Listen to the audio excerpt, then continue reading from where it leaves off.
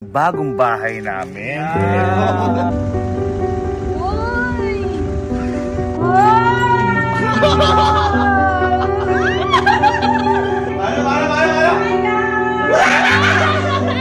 So kung mapapansin nyo, wala kami ngayon sa bahay namin. Dahil nandito na kami ngayon sa lilipatan namin bagong bahay namin. Pero teka lang.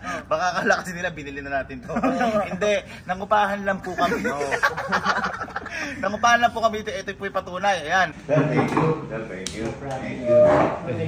Nagpirmahan po kami. Ayan. Ayan, nangupahan lang po kami dito. Kasi po, napapansin namin sa bahay namin, hindi na makatulog yung nanay namin. Dahil sa ingay namin, lagi kami nagpupuyat. Kaya ngayon nakapag-decision ako na kahit ilang buwan lang, matulog muna dito kami. At pumadito muna kami para din makarelax tayo. At saka parang maramdaman natin kahit ilang buwan lang pagiging mayaman. Kasi pang